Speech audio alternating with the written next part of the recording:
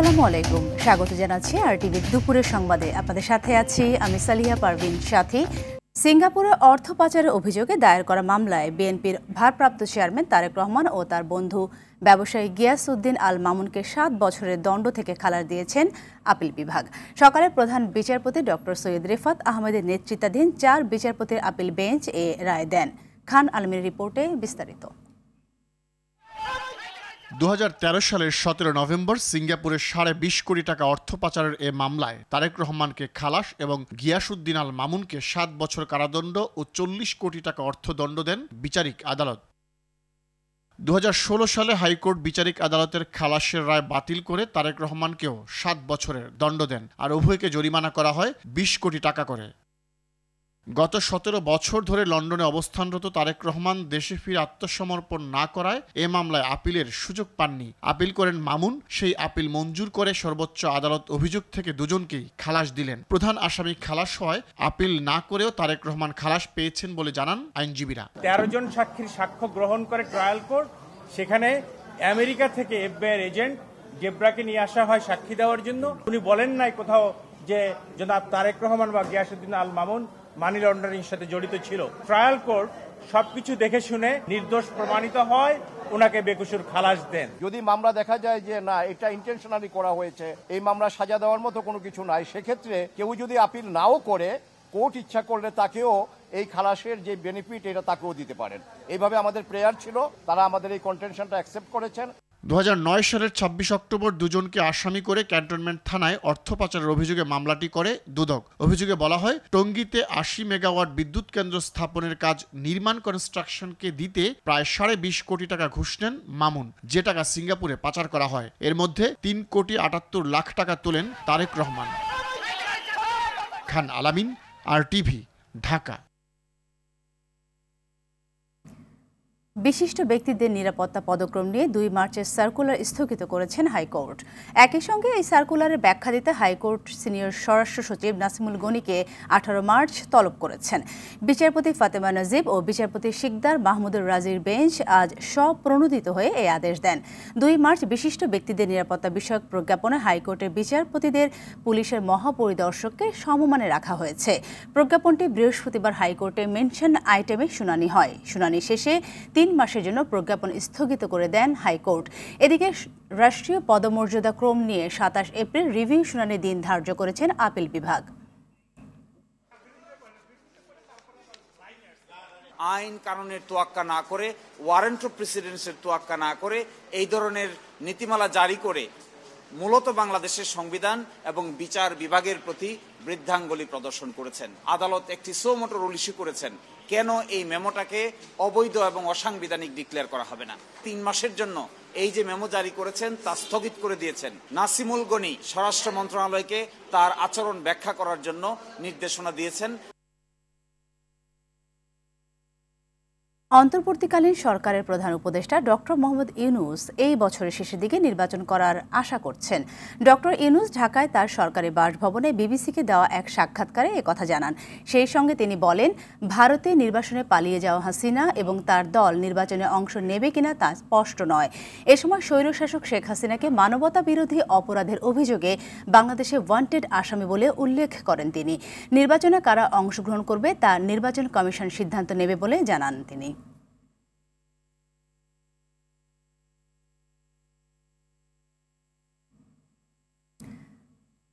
Second Republic এর সিদ্ধান্ত নেবে দেশের জনগণ। জাতীয় নির্বাচনের আগে গণপরিষদ নির্বাচনেরও কোনো যৌক্তিকতা দেখছে না বিএনপি। বিএনপির সন্দেহ, সেকেন্ড রিপাবলিক ও গণপরিষদ নির্বাচনের নামে নির্বাচনকে বিলম্বিত করা হতে পারে। দলটির স্থায়ী কমিটির সদস্য হাফিজ উদ্দিন আহমেদ ও আমির খসরু মাহমুদ চৌধুরী বলেন, নতুন দল জাতীয় নাগরিক পার্টির চিন্তার প্রতি সম্মান থাকবে তাদের। মাইদুর রহমান রুবেল জানাচ্ছেন বিস্তারিত। হাসিনা সরকার পতন আন্দোলনের নেতৃত্ব দেয়া শিক্ষার্থীদের নতুন দল জাতীয় নাগরিক পার্টির নেতাদের বক্তব্য নতুন আলোচনার জন্ম দিয়েছে। আনুষ্ঠানিক কর্মসূচি শুরুর প্রথম দিনই গণপরিষদ নির্বাচনের মাধ্যমে নতুন সংবিধান প্রণয়ন ও সেকেন্ড রিপাবলিক প্রতিষ্ঠার দাবি সামনে আনেন তারা। ইতিহাসের সাক্ষী। আত্মপ্রকাশের দিন ইনকিলাব জিন্দাবাদ স্লোগান নিয়েও চলছে আলোচনা। সব মিলে দলটির কর্মকাণ্ড এখন রাজনীতির মাঠের আগ্রহের বিষয়। গণপরিষদ নির্বাচনের মাধ্যমে একটি নতুন সংবিধান প্রণয়ন। বিএনপির স্থায়ী কমিটির সদস্য হাফিজউদ্দিন আহমেদ মনে করেন, দল গঠনের পর আলোচনায় আসতেই নতুন কিছু করার চেষ্টা করছে তরুণ নেতারা। সেকেন্ড রিপাবলিক হবে না, থার্ড রিপাবলিক হবে না, ফোর্থ রিপাবলিক হবে, এটা স্থির করবে জনগণের নির্বাচিত প্রতিনিধিরা আগামী নির্বাচনের পরে। বিএনপি মনে করে যে এই মুহূর্তে সেকেন্ড রিপাবলিকের কোনো প্রয়োজন নাই। একটা চমক সৃষ্টির জন্য তারা এই কথা বলে। শেখ হাসিনার সরকার রাষ্ট্র ক্ষমতায় গিয়ে অবৈধভাবে নির্বাচনে কারচুপি করে সেখানে গিয়েছেন এবং তারপর দেশ ধ্বংস করেছেন, তারা লুটপাট করেছেন। এটি তাদের দোষ, এটা সংবিধানেরও দোষ না। আর সেকেন্ড রিপাবলিক ছিল না বলে এই কাণ্ড ঘটিয়েছেন তারা, এটাও না। স্থায়ী কমিটির আরেক সদস্য আমির খসরু মাহমুদ চৌধুরী বলেন, এনপিসিকে নয়া চিন্তার বাস্তবায়ন করতে হলে আগে জনমত গঠন করতে হবে। দল গঠন হয়েছে, ছাত্রদের আরো 2টি দল আগে গঠন হয়েছে, আরো হয়তো গঠন হতেও পারে, আরো অন্য দলও আসতে পারে, সেটা কোনো সমস্যা তো নেই, এটা তো আমরা স্বাগত। তাদের যদি চিন্তা ভাবনা যেটাই থাকুক, আমি স্পেসিফিক্যালি না বলে বলছি, এগুলো বাস্তবায়নের একমাত্র পথ হচ্ছে জনগণের ম্যান্ডেট নিয়ে আপনি সংসদে পাশ করা ছাড়া তার কোনো পথ নাই।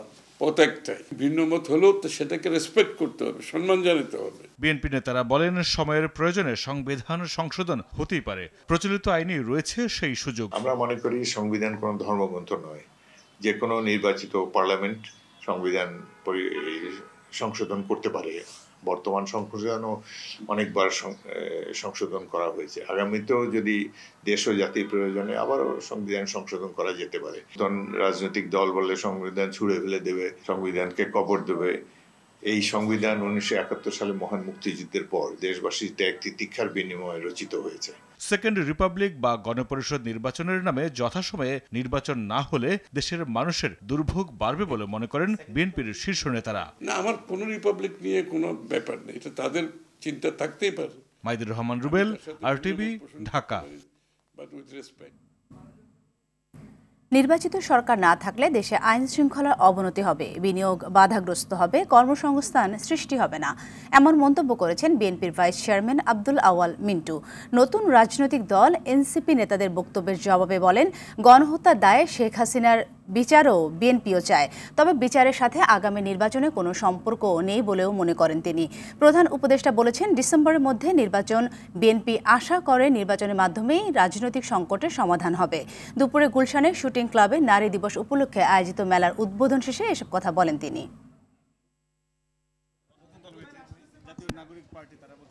আমি মনে করি না বিচারের সাথে নির্বাচনের কোনো সম্পর্ক আছে।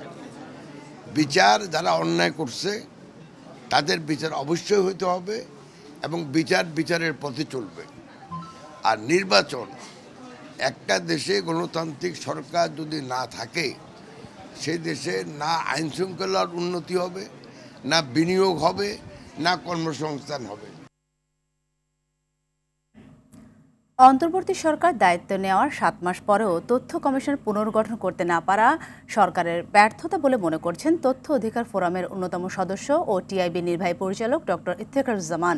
দুপুরে এক সংবাদ সম্মেলনে একথা বলেন তিনি। এ সময় তথ্য অধিকার আইনের বেশ কিছু সংশোধনের সুপারিশ করে তথ্য অধিকার ফোরাম। সংবাদ সম্মেলনে নির্বাচন ব্যবস্থার সংস্কার কমিশনের প্রধান বদিউল আলম মজুমদার বলেন, সরকারি প্রতিষ্ঠানগুলো আইন অনুযায়ী তথ্য দিতে বাধ্য, তারপরও এখনও তথ্য প্রাপ্তি সহজ হচ্ছে না। আতিকা রহমানের রিপোর্ট। তথ্য অধিকার তথ্য কমিশনের কার্যকারিতা, তথ্য অধিকার আইনের সংশোধন বিষয়ে সংবাদ সম্মেলনের আয়োজন করে তথ্য অধিকার ফোরাম। এ সময় তথ্য অধিকার আইনের বেশ কিছু ধারা বাদ দেয়া ও নতুন করে সংযোজন করার বিষয়ে প্রস্তাব করা হয়। ফোরামের সদস্যরা বলেন, জুলাই অভ্যুত্থান পরবর্তী সময়ে প্রধান তথ্য কমিশনার ও অন্যান্য কমিশনারদের অনুপস্থিতিতে কমিশনের যাবতীয় কর্মকাণ্ড স্থবির হয়ে আছে। এটা উদ্বেগের বিষয়। উদ্বেগের সঙ্গে দেখছি যে তথ্য কমিশন অকার্যকর হয়ে আছে এই গত কয়েক মাস ধরে। আমরা এই সরকারকে বলছি, অবিলম্বে তথ্য কমিশন পুনর্গঠন করা এবং পুনর্গঠন করতে গিয়ে যে প্রক্রিয়া ফলো করতে হবে, যে একদম সম্পূর্ণভাবে স্বাধীন যেন এই তথ্য কমিশন যেন কার্যকরী হয়, সেটাই কিন্তু আজকে আমাদের সম্মেলনের বড় দাবি। তথ্য কমিশনের শতভাগ স্বাধীনতা নিশ্চিত ও সাংবিধানিক প্রতিষ্ঠানের মর্যাদার দাবি জানান তারা। আইনগতভাবে একটি তথ্য কমিশন থাকার কথা, যেটি সেই কমিশনটি 6 মাস যাবত নেই, 6 মাসের বেশি। সেটি অত্যন্ত বিব্রতকর একটা বিষয়। বিব্রতকর একটা পর্যায়ে যা আমাদের দেশকে ধাবিত করার দায়টা কিন্তু অন্তর্বর্তীকালীন সরকারের উপর বর্তায়। কমিশন বা নির্বাচন কমিশন গঠিত হয়েছে, কেন তথ্য কমিশন গঠিত হলো না? বিদ্যমান আইনেরই সেই প্রশ্নের জবাব সরকারকে দিতে হবে। তথ্য অধিকার আইনের ব্যবহার বৃদ্ধি ও আইনের সুফল নিশ্চিত করতে আইনের সংশোধনও জরুরি হয়ে পড়েছে। যেই সব তথ্য নির্বাচন কমিশনে থাকে সেই সব তথ্যই কিন্তু পাবলিক ইনফরমেশন, তারা দিতে বাধ্য। হলফনামা দিতেও কিন্তু অস্বীকৃতি জ্ঞাপন করেছে কোনো জায়গায়, যেটা সম্পূর্ণরূপে আইনের পরিপন্থী। তথ্য কমিশনের অপসারণের কারণ পদ্ধতি সুপ্রিম কোর্টের একজন বিচারিক অপসারণ কারণ ও পদ্ধতিকে অনুসরণ করা হয়, সুতরাং তাদের পদমর্যাদা আপিল বিভাগ এবং হাইকোর্টের বিভাগের বিচারক অনুযায়ী হতে হবে। আপিল কর্তৃপক্ষের ক্ষেত্রে দ্রুত তথ্য দেওয়ার ক্ষেত্রে অনধিক 7 দিনের মধ্যে এবং 24 ঘন্টার যে বিষয়টি আছে সেটি আমরা প্রস্তাব করছি। রাষ্ট্রের সব ক্ষেত্রে তথ্য অধিকার নিশ্চিত হলে অনিয়ম দুর্নীতি বন্ধ হবে, সরকার ও সব সরকারি প্রতিষ্ঠানের জবাবদিহিতা নিশ্চিত হবে বলে মনে করেন বক্তারা। আতিকা রহমান, RTV, ঢাকা। শেয়ার বাজার নিয়ন্ত্রক সংস্থা বাংলাদেশ সিকিউরিটিজ অ্যান্ড এক্সচেঞ্জ কমিশনের চেয়ারম্যান খন্দকার রাশেদ মাকসুদের নেতৃত্বাধীন কমিশনে পদত্যাগের দাবিতে কর্মবিরতি পালন করছেন কর্মকর্তা কর্মচারীরা। সকাল থেকে এই কর্মসূচি পালন করছেন তারা। চলছে না অফিসের কোনো কার্যক্রম। এছাড়া সকাল থেকে এখন পর্যন্ত চেয়ারম্যান বা কমিশনার কেউই অফিসে আসেননি। পরিস্থিতি নিয়ন্ত্রণে বিএসইসি কার্যালয়ের ভেতরে আইন শৃঙ্খলা রক্ষাকারী বাহিনীর সদস্যরা অবস্থান করছেন। এর আগে বুধবার এক জরুরি সংবাদ সম্মেলনে কর্মবিরতি পালনের ঘোষণা দেয় বিএসইসি অফিসার্স ওয়েলফেয়ার অ্যাসোসিয়েশন। তাদের সাথে একাত্মতা প্রকাশ করে একই দাবিতে মানববন্ধন করেছেন বাংলাদেশ ক্যাপিটাল মার্কেট ইনভেস্টর অ্যাসোসিয়েশনের নেতৃবৃন্দরা।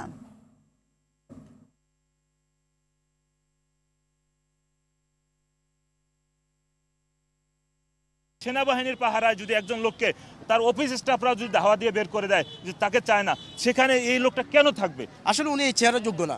আমরা চাই যে এই চেয়ারে একটা যোগ্য লোক দেখ, যেন পুঁজিবাজার এবং বিনিয়োগকারীদের আস্থা ফিরে আসে। নর্থ সাউথ বিশ্ববিদ্যালয় ক্যাম্পাসের সামনে দুটি রাজনৈতিক পক্ষের সমর্থক ও শিক্ষার্থীদের মধ্যে হাতাহাতি হয়েছে। এই ঘটনায় মুস্তাক ও তুলিপ সহ 4 শিক্ষার্থী আহত হয়। আহতদের দাবি, ছাত্রদলের কর্মী পরিচয়ে কয়েকজন তাদের উপর হামলা চালায়। এই ঘটনায় ভাটারা থানায় মামলা করতে চাইলে মামলা নেয়নি পুলিশ। সন্ধ্যায় জাতীয় নাগরিক পার্টির উত্তরের মুখ্য সংগঠক সার্জিস আলম নর্থ সাউথ বিশ্ববিদ্যালয় এলাকায় উপস্থিত হলে তার উপর চড়া হয় একটি পক্ষ। রাজনৈতিক শোডাউন ও বৈষম্য বিরোধী ছাত্র সংগঠনের কমিটি ঘোষণার দিনে বেসরকারি বিশ্ববিদ্যালয়ের শিক্ষার্থীদের উপর হামলার অভিযোগ তুলে সার্জিস ও তার সমর্থকদের সঙ্গে তর্কে জড়ায় তারা। কথা কাটাকাটির এক পর্যায়ে দুই পক্ষে হাতাহাতির ঘটনা ঘটে। এই ঘটনায় দোষীদের শাস্তি ও নিরাপদ ক্যাম্পাসের দাবি জানিয়েছে সাধারণ শিক্ষার্থীরা। সে আমাদের দেখাতে ছিল যে 5 আগস্টের যে ফাইট জোনগুলো আছে, আমরা ভাবলাম যে তাকে দেখাই এবং তাকে নিয়ে যাওয়া হলো নর্থ সাউথ আর্টের সামনে। ছাত্র দলের যে নেতাগুলো আছে তারা মনে করেন যে ওখানে উত্তেজিত করার মতো স্লোগান দিচ্ছিল। আমি তারেক রহমান ভাইয়ের দৃষ্টি আকর্ষণ করছি, আপনার দলের এইরকম উশৃঙ্খল মানুষরা আমাদের কি করে থ্রেট দেয়, কোন সাহসে থ্রেট দেয়, তাদের ব্যাকআপ কি? অপরাধীরা যাতে দলের কোনো ব্যানার ইউজ না করে যাতে বেঁচে না যেতে পারে, এই জন্যে আমি সরকারের কাছে আহ্বান জানাচ্ছি।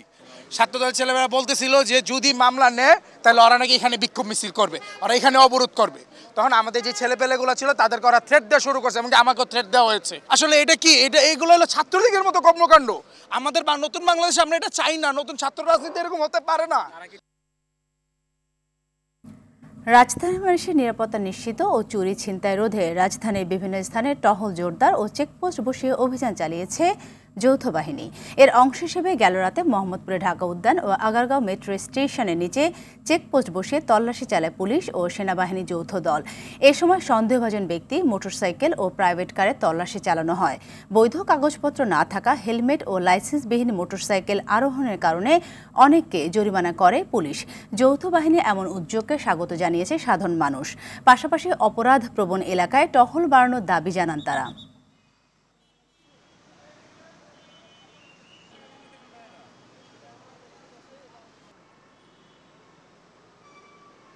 এটা দেশের স্বার্থে তারা করতেছে, এটা জনগণের স্বার্থে, জনগণের ভালোর জন্য তারা চেক করতেছে। এটা আমরা নর্মালি নিচ্ছি। রাত বিরাত আমাদের ডিউটি শেষে আমরা বাসায় যাই, বাট আজকে যে পরিবেশটা দেখলাম এটা আমি মনে করি এটা আমাদের জন্য সেফ। কাগজপত্র ঠিক আছে কিনা, তারপর গাড়িতে হেলমেট পরে তারা যাতায়াত করতেছে কিনা, এগুলো আমরা চেক করতেছি। চেক করে যদি কোনো অবৈধ কোনো কিছু পাচ্ছি সেগুলোকে আমরা আটক করতেছি এবং যে গাড়িগুলোর কাগজপত্র নাই এবং হেলমেট ছাড়া যাচ্ছে সেগুলোতে আমরা মামলা দিচ্ছি।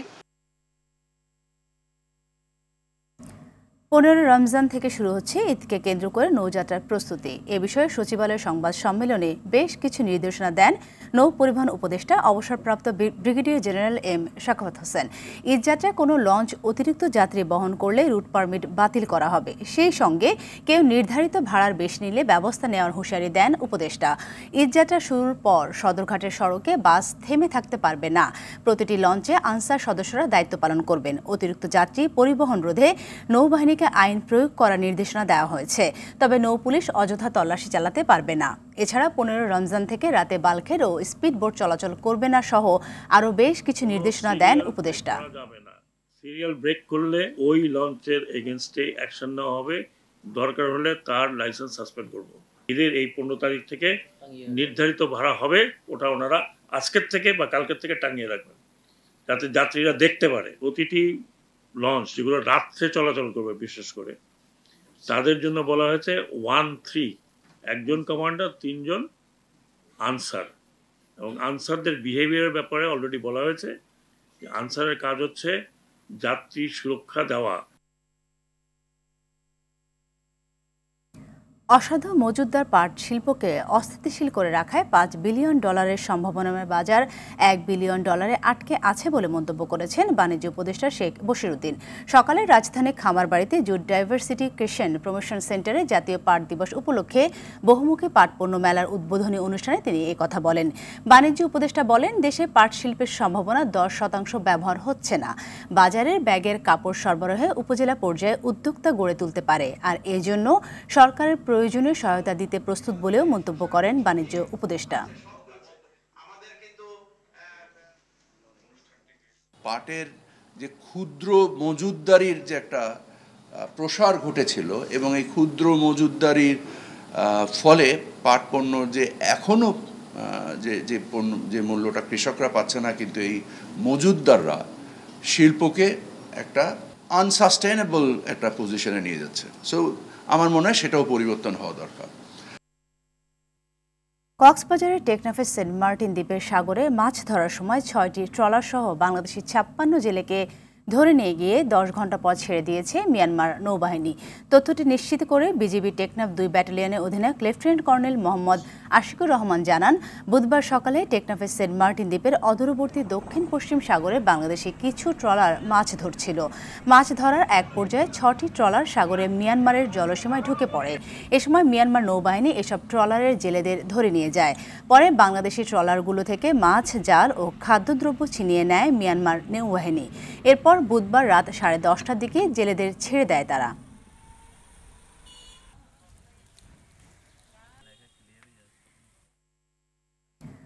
বাগেরহাটে মাছ ধরা ট্রলারে ইঞ্জিন বিকল হয়ে 4 দিন গভীর সমুদ্রে ভাসতে থাকা 13 জেলেকে উদ্ধার করেছে কোস্টগার্ড। সুন্দরবনের দুবলারচরের আলোরকোল থেকে আনুমানিক 10 নটিক্যাল মাইল দূরে গভীর সমুদ্রে এমভি মা বাবার দোয়া ট্রলারে ভাসমান জেলেদের জীবিত উদ্ধার করে কোস্টগার্ডের অভিযানিক দল। সকালে কোস্টগার্ড সদরের দপ্তরের মিডিয়া কর্মকর্তা লেফটেন্যান্ট কমান্ডার মোহাম্মদ সিয়ামুল হক এই তথ্য নিশ্চিত করেন। এ সময় তিনি বলেন, বুধবার দুপুরে জাতীয় জরুরি সেবা নম্বরে ফোন পেয়ে ইঞ্জিন বিকল হওয়া ট্রলার থেকে 13 জেলেকে জীবিত উদ্ধার করা হয়। যুক্তরাষ্ট্রের প্রেসিডেন্ট ডোনাল্ড ট্রাম্পের নির্দেশে ইউক্রেনের সঙ্গে গোয়েন্দা সহযোগিতা ও সামরিক সহায়তা বন্ধ করা হয়েছে। বুধবার ফক্স বিজনেস নেটওয়ার্ককে দেওয়া এক সাক্ষাৎকারে এমনটাই জানান দেশটির গোয়েন্দা সংস্থা CIA পরিচালক জন শার্টফ্লিক। এদিকে হোয়াইট হাউসের জাতীয় নিরাপত্তা উপদেষ্টা মাইক ওয়ালটজ জানিয়েছেন, প্রেসিডেন্ট ট্রাম্প ইউক্রেনকে পুনরায় সহায়তা দেওয়ার বিষয়টি পর্যালোচনা করবেন। 2022 সালে ফেব্রুয়ারিতে ইউক্রেনের রাশিয়ার সর্বাত্মক আগ্রাসন শুরুর পর যুক্তরাষ্ট্র এ পর্যন্ত প্রায় $86 বিলিয়ন সামরিক সহায়তা দিয়েছে। চ্যাম্পিয়ন্স ট্রফির ফাইনালের মতোই আসরের ব্যক্তিগত অর্জনে শ্রেষ্ঠত্বের মুকুট জেতার লড়াইটা হবে ভারত ও নিউজিল্যান্ডের ক্রিকেটারদের মধ্যে। এখন পর্যন্ত সেরা 5 ব্যাটারের তালিকায় 2 ইংলিশ, 1 আফগান, একজন ভারতীয় সঙ্গে আছেন 1 কিউই ব্যাটার। 226 রান নিয়ে সেরার তালিকায় 2 নম্বরে থাকা রাচিনকে টপকে যাওয়ার সুযোগ বিরাট কোহলির সামনে। 217 রান নিয়ে 4 নম্বরে আছেন এই ভারতীয়। বোলিং লড়াইটা কিউই পেসার ম্যাট হেনরির সঙ্গে হবে Mohammad Samir. Henry already 10 wicket নিয়ে শীর্ষে থাকলেও 8 উইকেট নিয়ে তার ঘাড়ে নিঃশ্বাস ফেলছেন ভারতীয় পেসার মোহাম্মদ সামি। এছাড়াও 7 উইকেট নিয়ে আরেক ভারতীয় স্পিনার বরুণ চক্রবর্তী আছেন 3 নম্বরে। আইসিসি চ্যাম্পিয়ন্স ট্রফিতে ব্যর্থতার পর ওয়ানডে ক্রিকেট থেকে অবসরের সিদ্ধান্ত নিয়েছেন মুশফিকুর রহিম। বুধবার রাতে নিজের ভেরিফাইড ফেসবুক পেজে অবসরের সিদ্ধান্তের কথা জানান এই উইকেটরক্ষক ব্যাটার। তাতে মুশফিকের 19 বছরের ওয়ানডে ক্যারিয়ারের সমাপ্তি ঘটল। লম্বা সময়ে দলীয় অর্জন না থাকলেও নিজেকে মেলে ধরেছেন এই ক্রিকেটার। বিস্তারিত রাফি আমিনের রিপোর্টে। অবশেষে থামলেন মুশফিকুর রহিম। সাম্প্রতিক পারফরমেন্স নিয়ে সমালোচনার মুখে বিদায় জানালেন 19 বছরের ওয়ানডে ক্যারিয়ারকে। বুধবার রাতে অবসরের সিদ্ধান্তের কথা ফেসবুক পেজে জানিয়েছেন তিনি। 2006 সালের 6 আগস্ট হারারেতে জিম্বাবুয়ের বিপক্ষে ওয়ানডে অভিষেক হয় মুশফিকের। এরপর সময়ের সাথে হয়ে ওঠেন দলের অনিবার্য সদস্য। এ সময় খেলেছেন 274টি ওয়ানডে, 256 ইনিংসে 9টি সেঞ্চুরি ও 49টি 50 করেছেন তিনি। আর 79.70 স্ট্রাইক রেটে 36.42 গড়ে 7,795 রান রয়েছে তার নামের পাশে, যা বাংলাদেশি ব্যাটারদের মধ্যে দ্বিতীয় সর্বোচ্চ। শুধু ব্যাট হাতেই নয়, উইকেটের পেছনেও মুশফিক ছিলেন বাংলাদেশ ক্রিকেটের অন্যতম ভরসার নাম। 274 ওয়ানডের 272টিতেই ছিলেন উইকেট রক্ষকের দায়িত্বে, যেখানে 297টি আউটে অবদান রেখেছেন তিনি। ধরেছেন 241টি ক্যাচ, স্ট্যাম্পিং করেন 56টি। অবশ্য লম্বা সময়েও দেশকে বড় কোনো অর্জন উপহার দিতে পারেননি মুশফিক। নিজের এই ব্যর্থতার কথাও তুলে ধরেছেন তিনি, তবে জানিয়েছেন সর্বদাই চেষ্টা করেছেন নিজের সেরাটা দেওয়ার। দলীয় অর্জন না থাকলেও ব্যক্তিগত কীর্তিতে আলো ছড়িয়েছেন মুশফিক। বাংলাদেশের হয়ে সবচেয়ে বেশি 274 ম্যাচ খেলেছেন তিনি, পেয়েছেন সর্বোচ্চ 124টি জয়ের স্বাদ। এই সংস্করণে বাংলাদেশের দ্রুততম 60 বলে সেঞ্চুরিও তার। নিজের বিদায়ের ঘোষণায় মুশফিক ধন্যবাদ জানান নিজের পরিবার, বন্ধু ও ভক্তদের। ফলে মিস্টার ডিপেন্ডেবলকে দেখা যাবে না আর লাল সবুজ জার্সিতে, কারণ টি-20কে আগেই বিদায় বলেছেন তিনি। এবার খেলবেন কেবল টেস্ট ক্রিকেটে। রাফি আমিন, RTV। দুপুরের সংবাদ এ পর্যন্ত। জেলা সংবাদ বিকেল 4:45টায় দেখার আমন্ত্রণ রইল। ধন্যবাদ সবাইকে।